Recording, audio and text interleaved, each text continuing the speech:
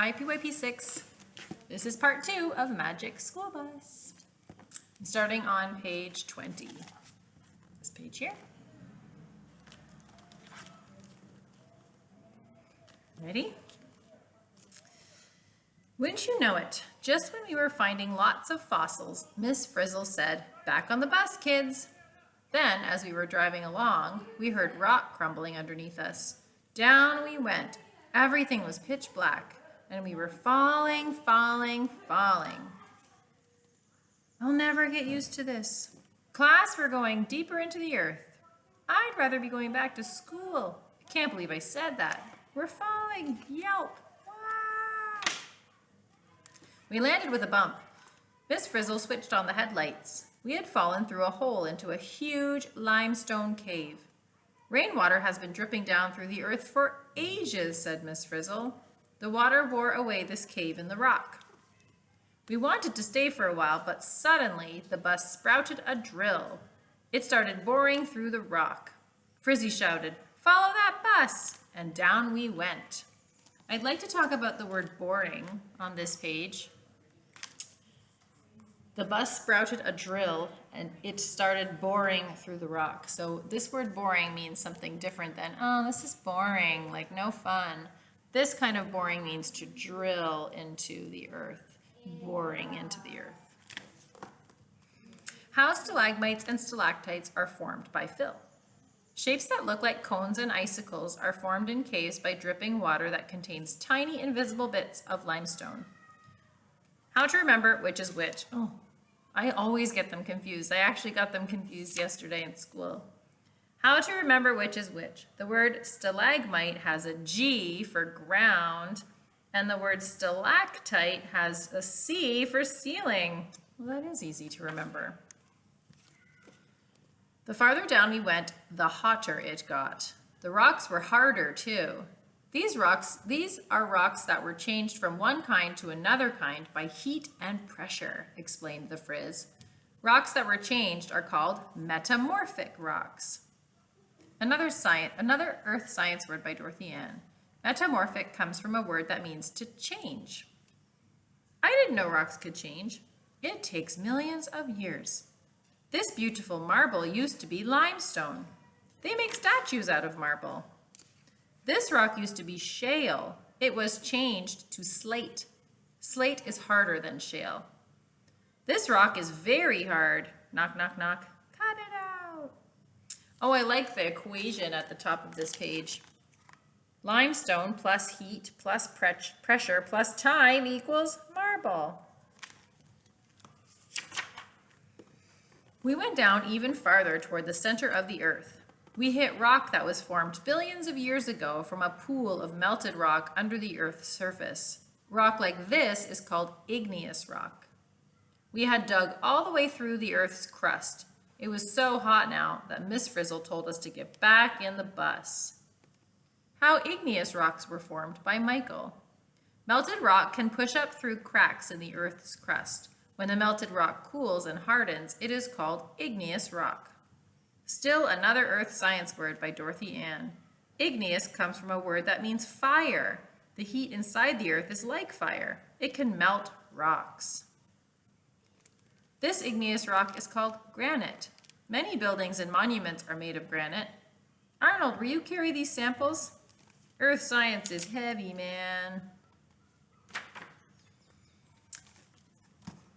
She stepped on the gas, and the bus started really drilling. Soon we were actually inside the earth. It was hot, hot, hot, and it got hotter and hotter as we zoomed towards the center. We were glad when Miss Frizzle headed out again. We reached the earth's crust and drove straight up through a tunnel of black rock. It was great to see the sky.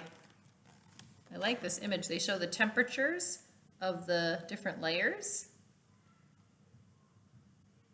We drove all the way through. They show a zoom in of the crust of all the layers of rock and then all the way into the inner core, back out through the outer core, the mantle, and then out of the volcano. What is Inside the Earth by Ralph? Under the Earth's crust, there are pockets of melted rock.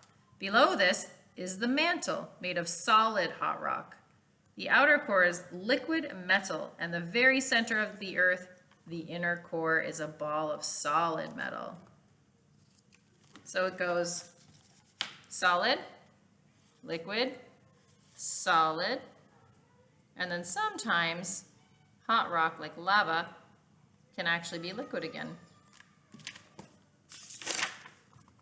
Then we looked around. We had come out on an island in the middle of the ocean. "Isn't this wonderful, class?" said Frizzy. "We've driven right up on a volcanic island. It didn't look like much, but if Miss Frizzle was right, the whole island was one big volcano." We were nervous, but Miss Frizzle made us collect some rocks. She said they all had hardened from melted rock that came out of a volcano. Then suddenly we heard rumblings from below. What is a volcano? By Rachel. A volcano is an opening in the Earth's crust where melted rock can flow out. Volcanoes come in different shapes: cinder cone volcano, composite volcano, shield volcano. Are Miss Frizzle and the kids on a cinder cone, a composite, or a shield? What do you think? What does that look like? Yeah, looks like a shield volcano to me too. The black rock we're walking on is basalt. The shiny volcanic glass is obsidian. Hey, this rock floats. That's pumice. Air bubbles inside make it the lightest rock there is. I hear rumbling. Is that your stomach, Arnold? We scrambled into the bus. The Frizz turned the ignition key and stepped on the gas. Nothing happened. The bus would not start. We thought we were goners. Red hot lava came streaming out of the volcano. Some of it shot into the air like a fountain. Some of it flowed over the land like a river. Our bus went along with it right into the sea. Volcanoes make new land by Arnold. The material that comes out of a volcano I'm going to go back and reread. I made a mistake. The material that comes out of a volcano is melted rock called lava. When lava cools, it hardens into new rock. In time, soil forms on the rock and plants can grow. I didn't know volcanoes could be useful. Class, when this lava hardens, it will be the newest rock on Earth. Who cares? Just get us out of here. When the red hot lava hit the water, it made a huge cloud of steam. All we could see was white. We seemed to be rising with the steam and floating along. No one knows how long we floated in the cloud. But when it finally cleared, we were back in the school parking lot. I like this image. It shows how we use all of those rocks and those materials in real life. So we have a sandstone wall at the school, limestone for the lawn, a marble statue and a granite pillar, slate tile sidewalk. Limestone and shale is what he's putting to mix into the cement right here. Neat. It had been a weird trip, but we did get a great rock collection for our classroom. Arnold, that's not a rock, that's styrofoam. Oh, not again. So here we have a drawing of kind of what we have in class, our rock collection. It talks about all the different rocks. She's got limestone, marble, shale, granite, slate, sandstone, basalt, obsidian, pumice, and quartzite. And it tells us what type each one is. Could you tell me what type of rock is granite?